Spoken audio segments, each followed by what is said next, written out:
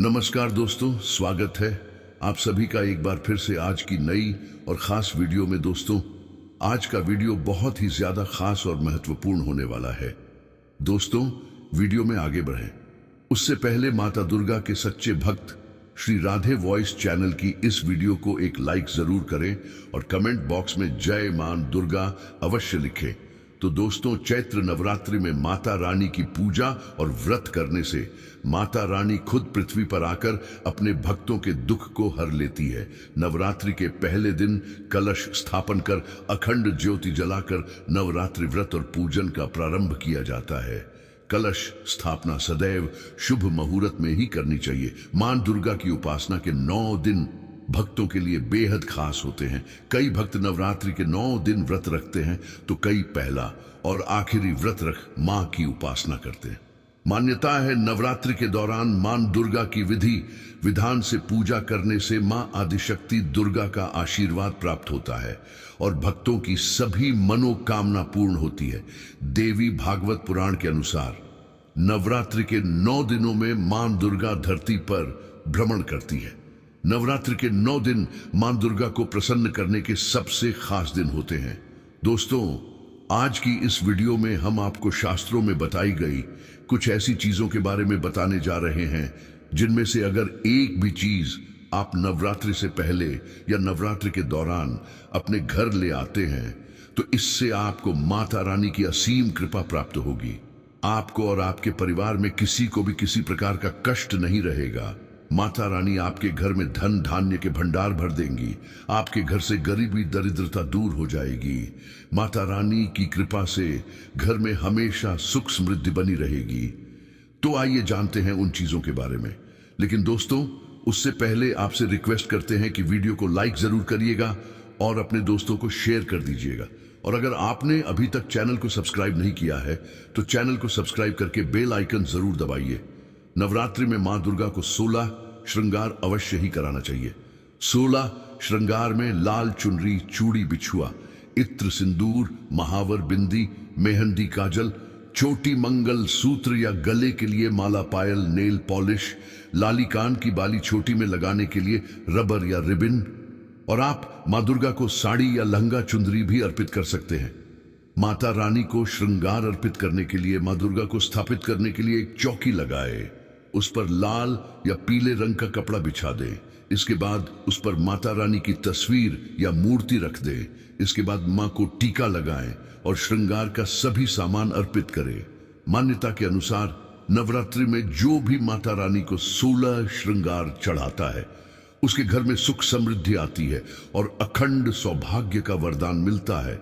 ध्यान रहे कि जो भी महिला माता रानी को 16 श्रृंगार का सामान अर्पित करे उन्हें खुद भी 16 श्रृंगार करने चाहिए। ऐसा करने से मां जल्दी प्रसन्न हो जाती है और अखंड सौभाग्य का वरदान देती है।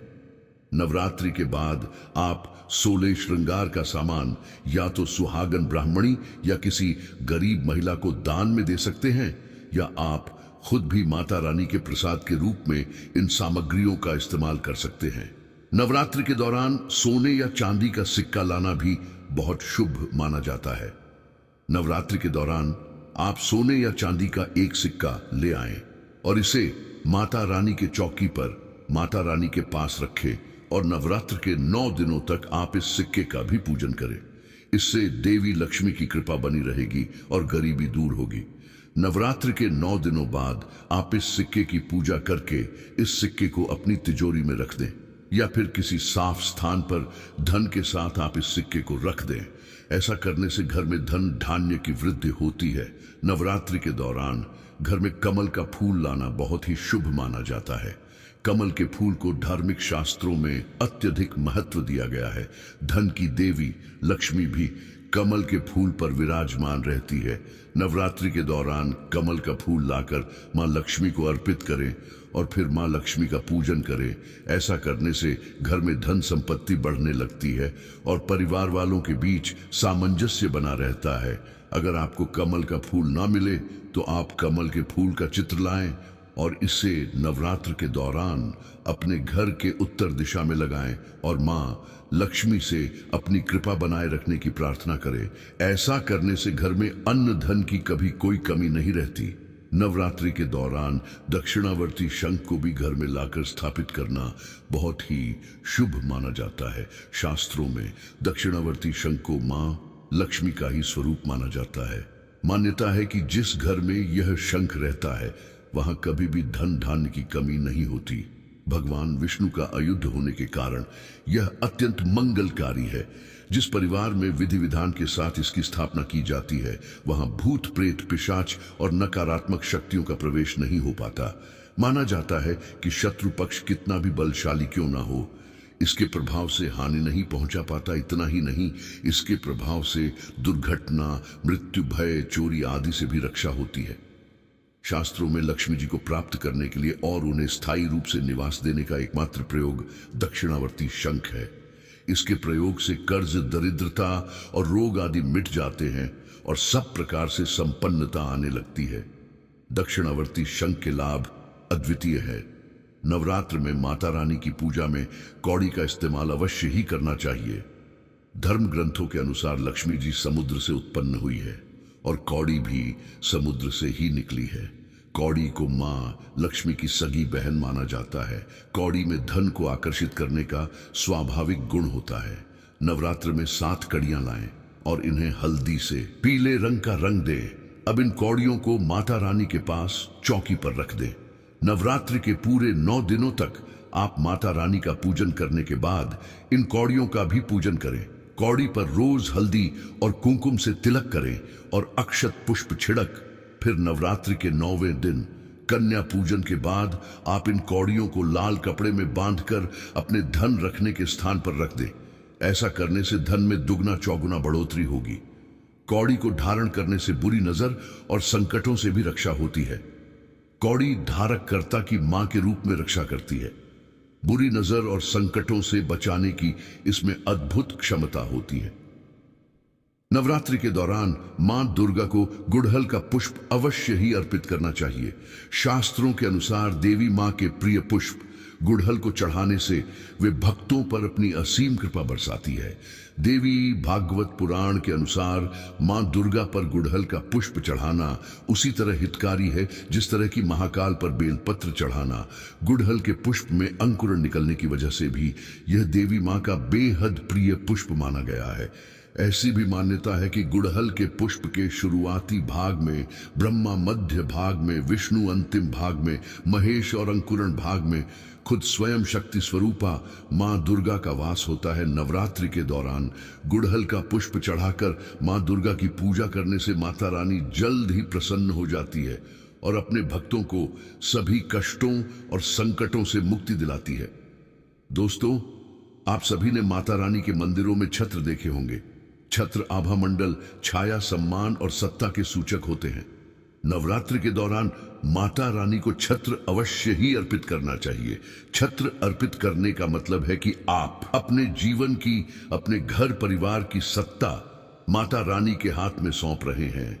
जो भक्त श्रद्धा पूर्वक माता रानी को नवरात्रि के दौरान छत्र अर्पित करते हैं, माता रानी उनके परिवार की बागडोर अपने हाथ में ले लेती है।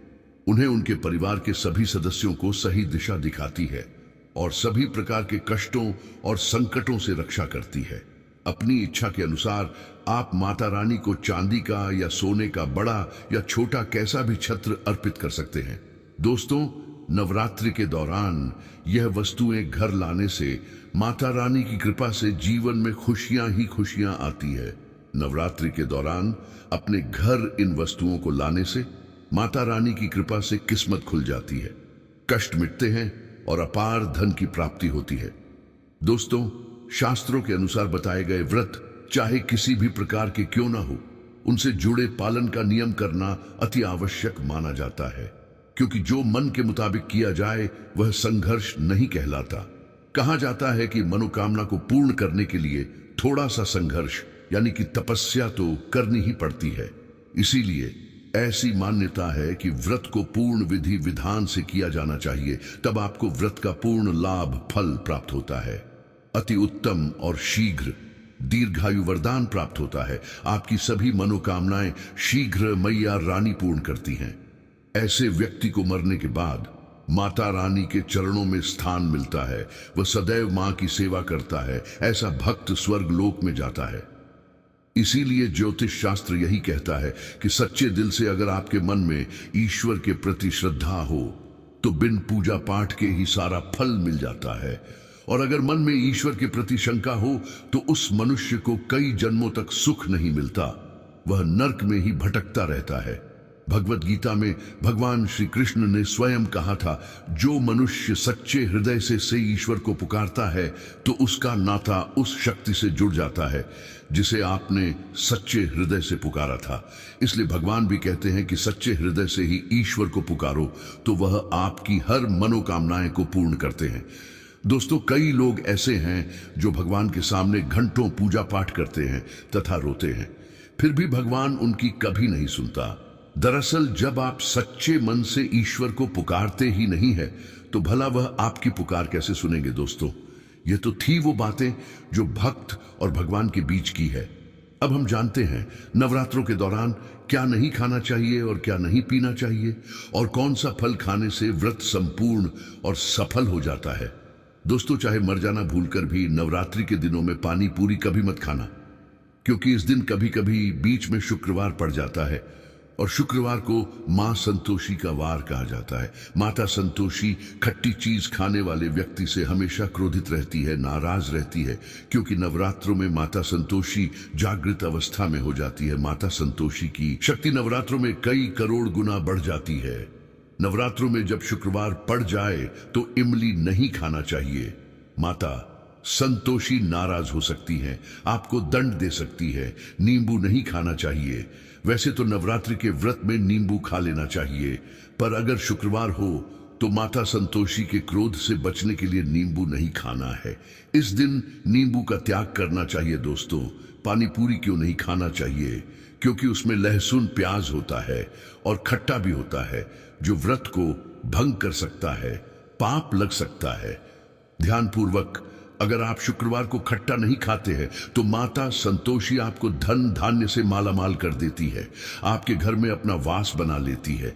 बस शुक्रवार के दिन नवरात्रों के दिनों में इस चीज का त्याग करना चाहिए, पालन करना चाहिए। नवरात्रों में लहसुन प्याज और खट्टा नहीं खाना चाहिए। फिर चाहे आपने व्रत भी नहीं रखा है, फिर भी आपको शुक्रवार के दिन या अन्य दिनों में लहसुन प्याज नहीं खाना चाहिए। लेकिन हाँ, पानी पूरी आप खा सकते हैं, वह भी जब नवरात्रि समाप्त हो जाए। दोस्तों, नवरात्रि के दिन सेब जरूर खाना चाहिए। शास्त्रों में बताया जाता है कि भगवान के भोग में सेब आदि जरूर अर्पित किया जाता है। अगर आपका व्रत है तो आपको सेब जरूर खाना चाहिए। केला, पपीता, तरबूज और मीठे अंगूर जरूर खाना चाहिए। इन फलों से व्रतधारी को शक्ति मिलती है और व्रत संपूर्ण हो जाए। शास्त्रों में बताया जाता है कि नवरात्रों के दिनों में सीताफल जरूर खाना चाहिए। सीताफल खाने से 25 ऐसी बीमारियां हैं जो खत्म हो जाती हैं। माना जाता है नवरात्रों के दिनों में सीताफल का घर में प्रवेश होना बड़ा ही शुभ माना गया है। सीताफल खाने से नवरात्रि का व्रत सफल हो जाता है, क्योंकि इसमें माता सीता का आशीर्वाद मिला हुआ होता है। माना जाता है भगवान राम के वनवास के दौरान माता सीता ने यही फल खाया था। नवरात्रि के दौरान इसे जो भी खाता है उसे दुखों का सामना नहीं करना पड़ता। सीताफल आपको जरूर खाना चाहिए। माता सीता प्रसन्न होती हैं और आशीर्वाद देती हैं। दोस्तों, नवरात्रों में तेल की तली हुई हरी मिर्च खा सकते हैं, लेकिन कम मात्रा में खाना है। व्रत के दौरान ज्यादा तीखा नहीं खाना चाहिए। व्रत में तीखा खाने से व्रतधारी की जो पेट की आंतें होती हैं उसमें जख्म हो सकते हैं। क्योंकि इस दौरान हम व्रत का पालन करते हैं तो हमारे पेट में कुछ नहीं होता, इसीलिए हल्का खाना खाना सर्वप्रिय और उत्तम माना जाता है। व्रतधारी को रसीले आलू अवश्य खाना चाहिए। इससे हमारे शरीर में ऊर्जा की भरपूर जरूरत जो होती है। उम्मीद है आपको हमारी ये वीडियो पसंद आई होगी। आज के लिए बस इतना ही। दोस्तों, अगर आपको ये वीडियो पसंद आया है तो वीडियो को लाइक करिएगा, दोस्तों को शेयर जरूर करिएगा।